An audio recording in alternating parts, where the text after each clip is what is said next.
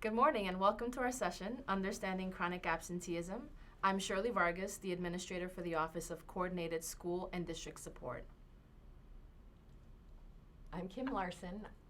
I work with family and community engagement with the Nebraska Department of Ed. And I'm Lane Carr, the Director of Accountability. Thanks for joining us. So today's objectives are to provide clarity around chronic absenteeism and its definition and how it's used as an accountability indicator. We're going to discuss some root causes of absenteeism and share some strategies and resources for addressing student absences. And we'll leave some time for answering any questions.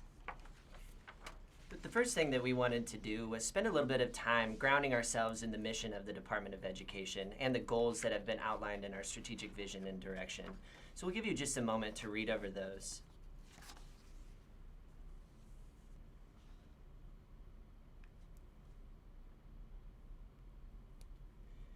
Specifically, we would like to point out the first goal here of ensuring that all Nebraskans, regardless of background or circumstance, have equitable access to opportunities for success.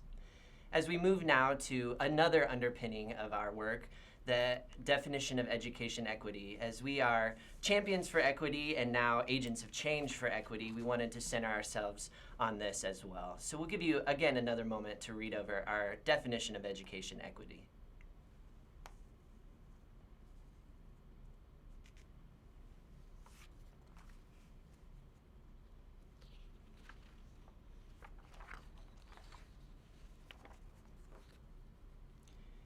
And the final underpinning that we wanted to share with you is our school improvement core beliefs. So we at the department have been thinking about school improvement a little bit differently. And here's when we say school improvement. We're talking about that intensive work that we need to do in our schools that most need improvement.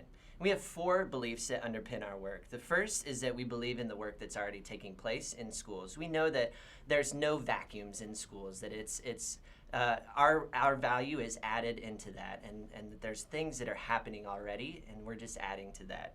We also know that all schools can and should improve.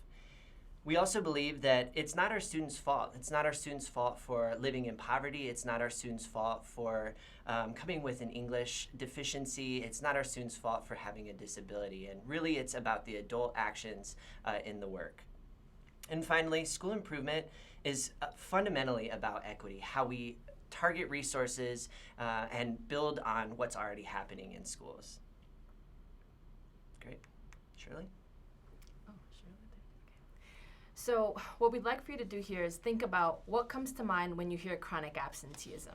So we invite you to type into the chat box.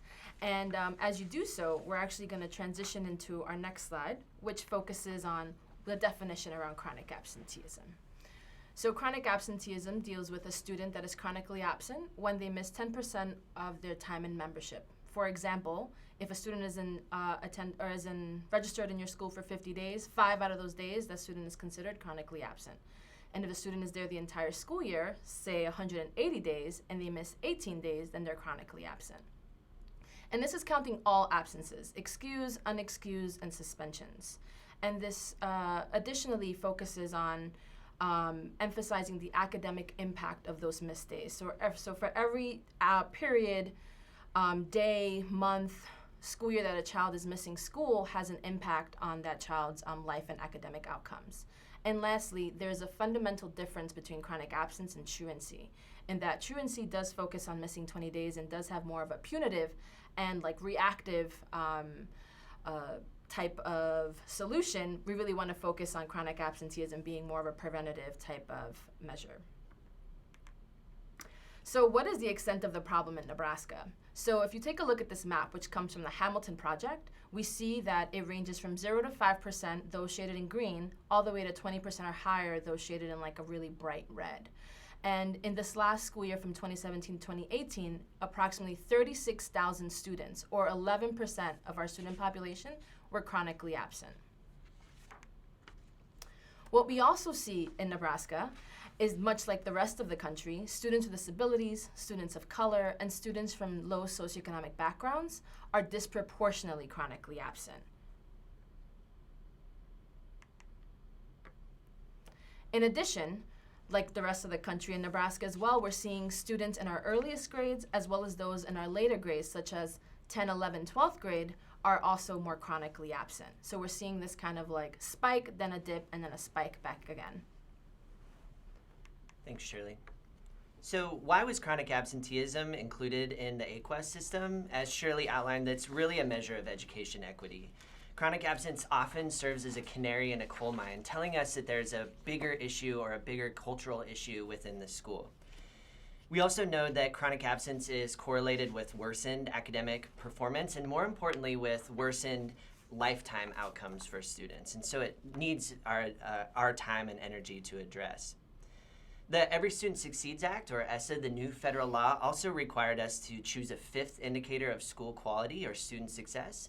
And so the Department of Education and the State Board of Education chose chronic absenteeism in that. And then the last thing is that it has already been reported for many years. So districts have been sending this data to the U.S. Department of Ed for about 5 years now. And so the data is there, the checking of the data and the quality of the data should be there. And so it made sense then to just include it in our accountability system. So how does it affect classification and designation? So keep in mind that classification is about rating of schools. Our AQUES system rates schools as either excellent, great, good, or needs improvement.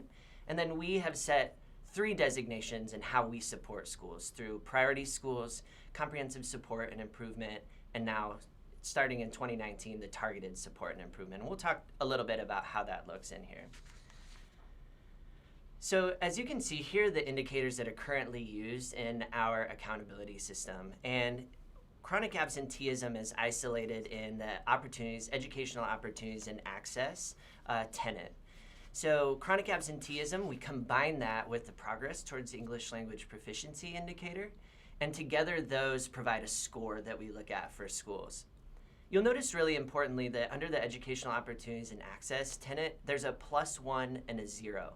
And what that indicates is that there is actually no negative effect for schools, i.e. their schools aren't reduced a classification level. Schools can only be rewarded or moved up a classification level with chronic absenteeism. Great. Thanks, Lane. So the data, as we all know, tells us one part of the story. And when we're thinking about some of the root causes or potential factors that contribute to chronic absenteeism, attendance work has done a really great job around bucketing them into 4 major buckets. And the first one is around barriers. So for example, some barriers may be transportation, lack of health, mental health, dental care, etc.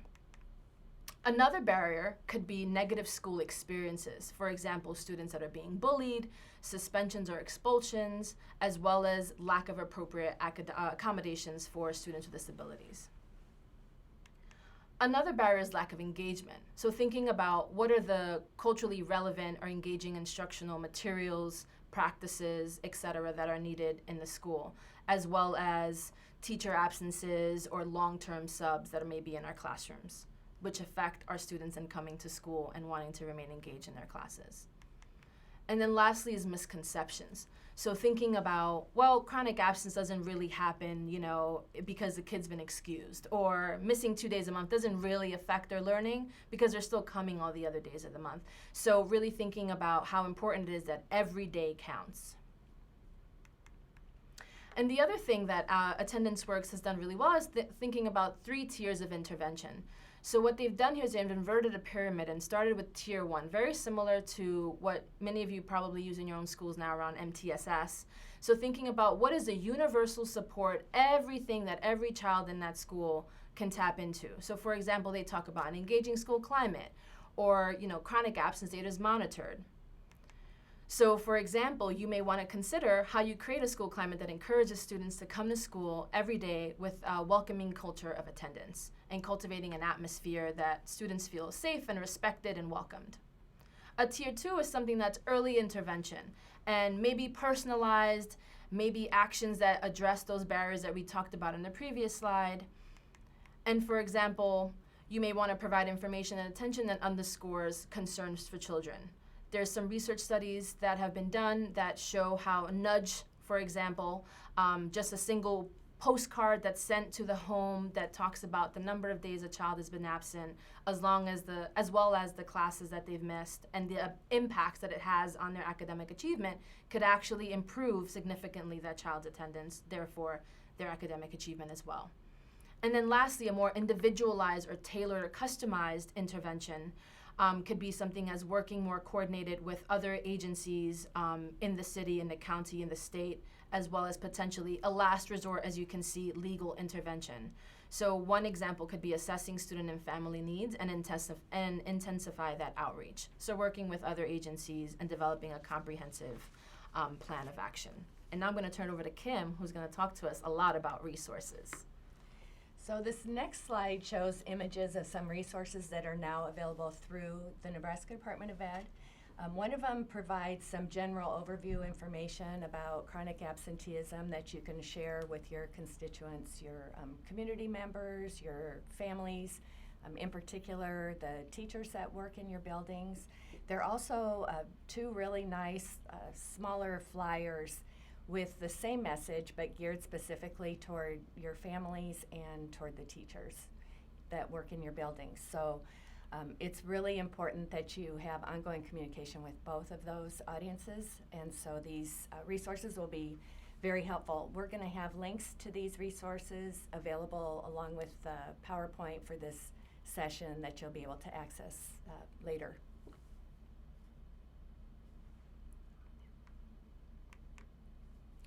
I wanted to showcase just a few resources on the Attendance Works website for you that Shirley referenced earlier.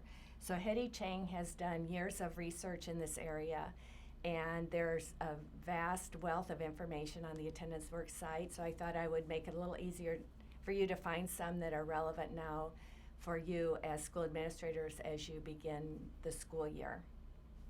One of them, and I'm just going to jump in to the toolkit briefly, but there's a toolkit that's designed for principals. It's also relevant to other school administrators, ESU folks, that provides information and resources for you specifically.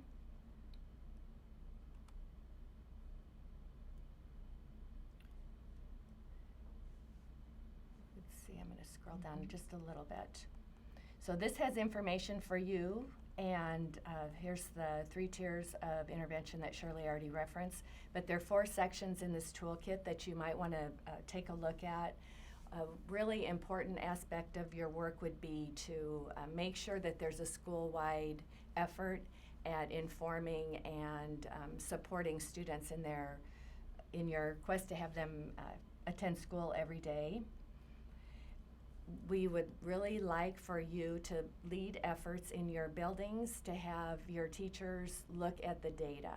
So don't let students miss more days of school than they need to just because somebody might not realize the importance of being there every day. Build your staff capacity.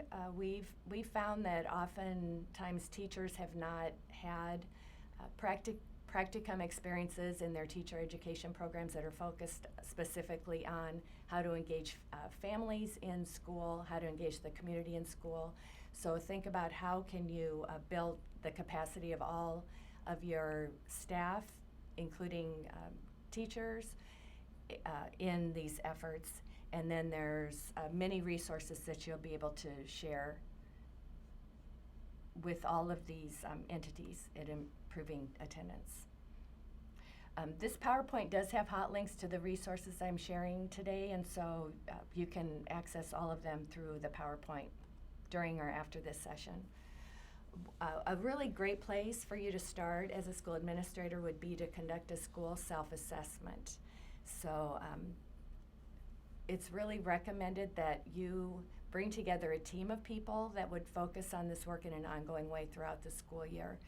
You can't do this work by yourself. A particular teacher in your building can't do this work by his or herself. You really need a team effort. So that would be step 1. Make sure there's one person that is designated as responsible. With any school improvement effort, you know the importance of making sure that there's a focus in everybody's everybody's very busy, so make sure somebody has responsibility. There is an actual self-assessment tool that you can go through with your staff at a staff meeting early in the school year. So at an upcoming meeting over the next few weeks, hand out the tool and walk through that with your staff, and then develop a plan based on the information that you uncover. Effective messaging is really key, so when you're communicating with families, make sure that you always have a positive message about the importance of being at school, whether those messages come out in writing or on your school website or in person when families gather at the school. And then you can access a variety of resources on the attendance work site that will be helpful in conveying this message. So one thing that's really nice is they do have sample letters that you can send out to your families that conveys from day one the importance of students being at school. The attendance work site has a number of resources, and they are all free for you to use. Hetty Chang's been doing this work for years, as I said, and she's used grant dollars to develop a number of really helpful resources. So these are yours for the taking. One of those resources is an actual curriculum that you can use with your teachers and your staff called Teaching Ready. I'm going to just click on this for a second and show you what's there. There are materials that are targeting the needs of teachers both at the elementary level and the secondary level, because the specific needs will vary across those grade levels. So all you have to do is sign up to use the curriculum, and then there's several modules that you can go through with your staff. Again, maybe the lead person that you've designated in your building will want to take a look at these and identify what is useful. Creating a culture of attendance for primary grades, for secondary grades, and then using data for intervention and support. There's a primary grades version and a secondary version. So those would be really helpful resources for you to take a look at and possibly use. Another tool that I think at this time of year is really helpful is this year-long planning tool. So again, take a look at the slide 16, the information on slide 16 is that inverted pyramid. Take a look at that pyramid again, and these strategies, these interventions are aligned to that inverted pyramid. So we think this would be a really nice resource, things you can do right now, and then things you can do throughout the school year to make sure that you're addressing attendance for your families.